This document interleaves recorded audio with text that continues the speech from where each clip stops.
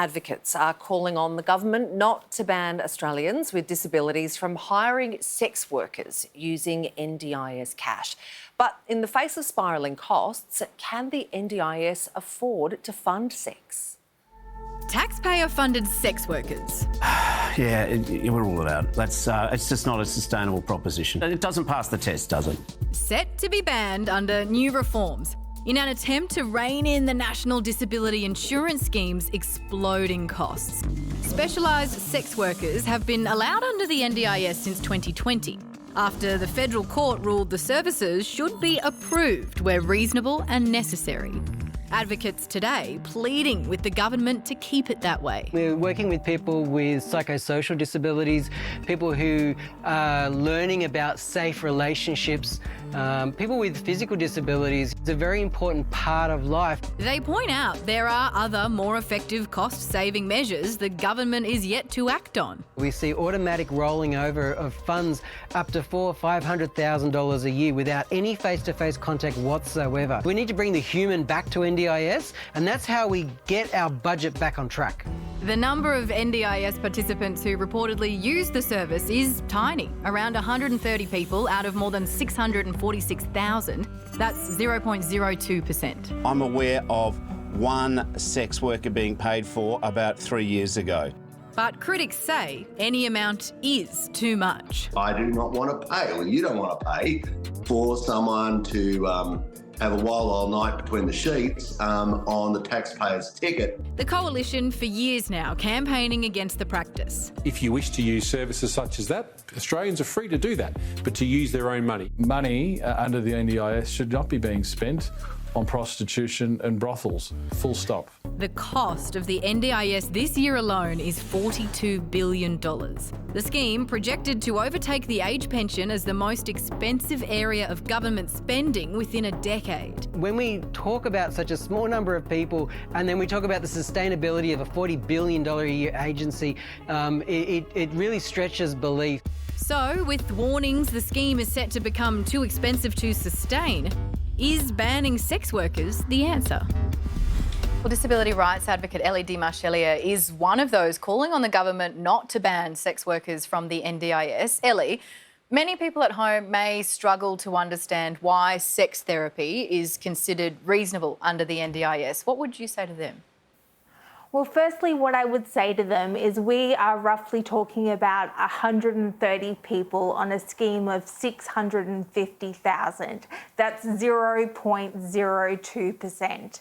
So, firstly, this is distraction, distraction, distraction. We are not talking about money that is going to save the NDIS. But what we are talking about is teaching people healthy sexual interaction. Women with disabilities are twice as likely as women without disabilities to be sexually assaulted. We are talking about incredibly vulnerable people, people who can't move their arms, who can't get out of bed, who are, vulnerable to exploitation, to abuse, what we've heard in the Disability Royal Commission. If these things can keep them safer, I'm all for it. That's all well and good, Elly, but if people want to have that from the NDIS, what's wrong with the public, the taxpayer, saying, well, why shouldn't they pay for it themselves? Well, if you can't move your arm and legs and can't leave the bed, I don't know how you expect them to pay for it.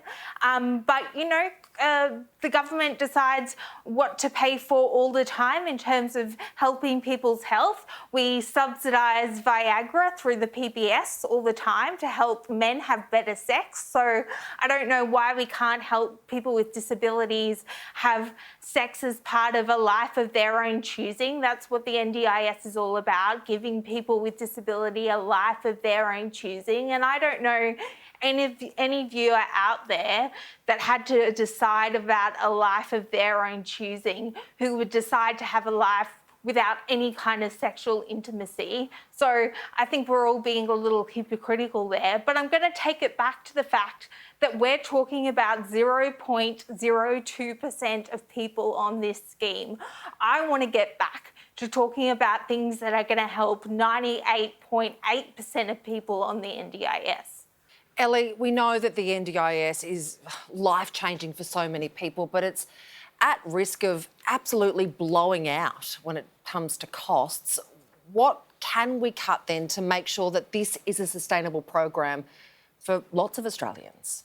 Absolutely. And the government initiated an NDIS review that spoke to thousands of people with disability and came up with some incredible recommendations. And the government needs to get on with implementing those recommendations, making support coordinators, the people that find supports for people with disability, independent, so they can't work for service providers and recommend the same service providers they work for. That's dodgy.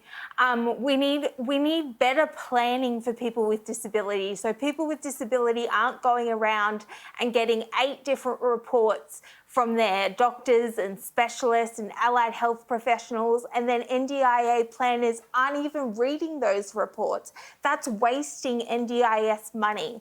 We need the government and the Senate to get on with passing the NDIS bill with the amendments that are on the table. Every single day that bill is stalled, money is being wasted. Stop with the distractions, stop with the scandalous headlines, stop with this kind of demonisation of people with disability, and get on with the real work.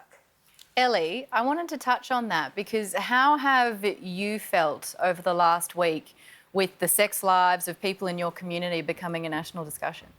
It's just demeaning. It's just, people with disability in this country face real barriers. We face real barriers to getting out into the community. We face real discrimination every day. And what are headlines today? What are we choosing to focus on? 130 people getting some sex therapy. Why are we so obsessed with the sex lives of disabled people when we should be obsessed with making our communities inclusive and bringing people with disability along with us? Do you want us part of your communities? It doesn't feel like it. Elly, we really appreciate your time tonight. Thank you. Thank you.